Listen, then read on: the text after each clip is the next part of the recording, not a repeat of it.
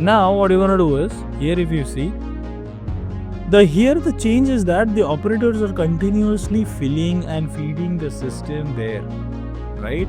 There is no. So as you can see, the process flow that uses a list can do everything that the process flow that only uses resource can do. The two models operate identically, right? The only disadvantage of using list is that it is little more complicated setup initially, whereas list requires a think through your logic more thoroughly, right? And one more advantage of using list is that you can build in some fairly complex logics into it. You can use the list to prioritize certain tasks, to assign tasks to operators based on the list fields, right? And to sort the task and much more. Now the next step what we're going to do is we're going to use list to sort transportation tasks by priority, right? We are going to have that being done by priority, and that is what is going to be the thing. And we are going to look at that now in this video. So using labels to prioritize the task. But if you go to see here, the difference between this is that the processor now, even though it is going to have a one maximum content, it can take multiple contents. If you want to create such type of machine, this is how the logic you can use. If you want to create a logic this way, you have to create this way. Here if you go look, what the difference is, you're going to have this being created whenever your what I can say, the transport reference has been activated, and that only activates when your part exits from the processor, and that's where it is a controlled process flow. But if you see here, it's independent of what processor does, whether it finished, not finished, it's not concerned about. It just like unloads and then again it goes there, loads and unloads and again loads and unloads, and this is how it works. Okay, so you can see multiple parts flowing onto the processor. Now we are going to look at the thing that is using labels to prioritize the task. In this step, what we're going to do is we're going to use list to add priority level to the flow items. The operator will transport the flow item with a higher priority before flow items that do not have a higher priority. Okay. To create this logic, what we're going to do is we're going to add the label to the flow item, which is going to be called rush order, and this label will either be a true or false. So either 1 or 0 to indicate whether the flow item is rush order or not. You will set it up 30% of the items to rush order, and you will change the color of the rush order to whatever logic you want to make it, right? So now, what we are going to do is, we are going to reset this system, okay? And we are going to click on the source, properties. We're going to open the source, okay? Here in the source, what we're going to do is, on creation, we are going to create a trigger. And in this on creation trigger, what we're going to do is we're going to set up a label. Okay? So in the data, you can set a label, right? And in this set a label, what you're going to do is we're going to rename this to rush order, as I mentioned. Right? We have a rush order, and we're going to use a Bernoulli statistical distribution here. Right? Let's use B. Where is B? Bernoulli in the top. Right? Fifth, we're going to make this as 30. We're going to make it as 1, we're going to make it as 0, right? Here comes our process in done. Now what does this code mean? A Bernoulli statistical distribution assigns a specific value to the label, right? It is going to assign a specific value to the label,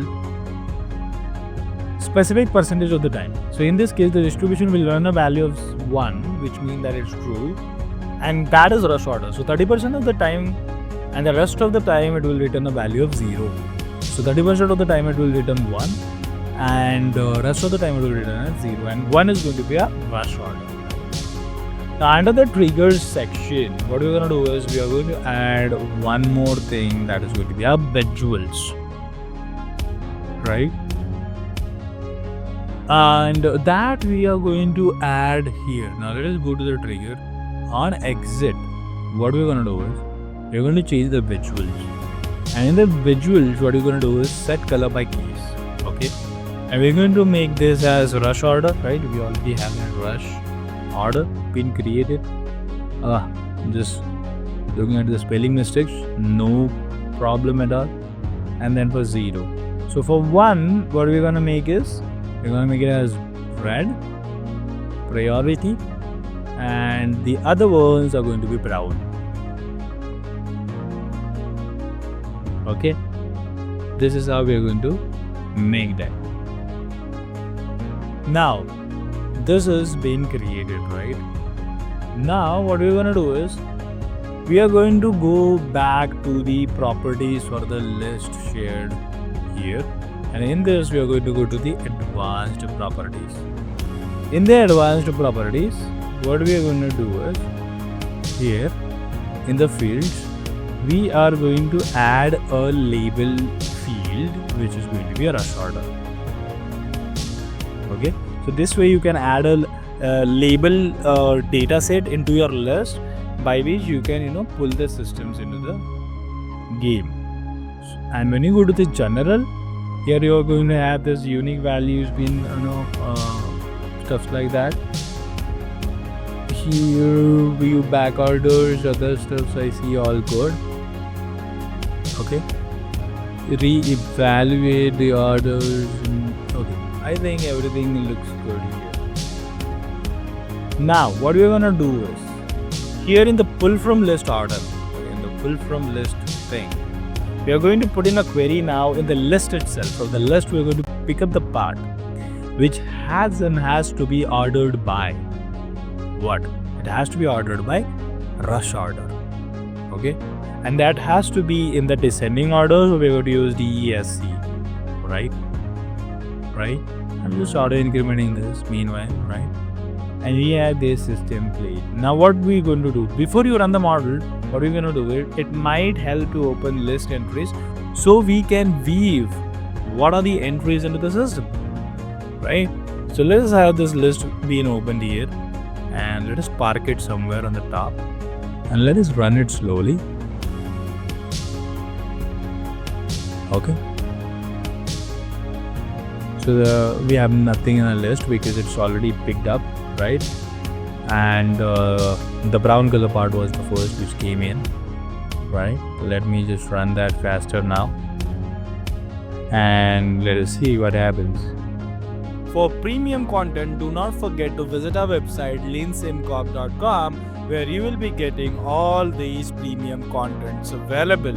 So talking about what things you're going to get in, you're going to get in simulation solutions.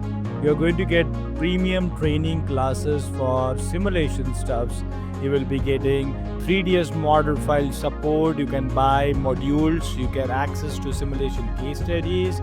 You can visit our services. Also, you can visit the blogs which you're going to get. So I was talking about simulation solutions, right? You can schedule one-on-one session with us, for training and details.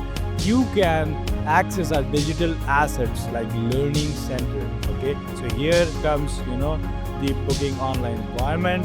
Talking about training classes, you can access premium training classes. Once you are going to purchase our subscriptions, you will be able to access our training classes which are listed out here, and these are continuously getting upgraded, guys. Talking about blogs, here we bring in blogs from travel experiences, health, devotionals, like industrial engineering, personality development, simulation tech, and lot more interesting and exciting. So do not forget to visit our website Leansimcorp.com for premium content, blogs, and lots more.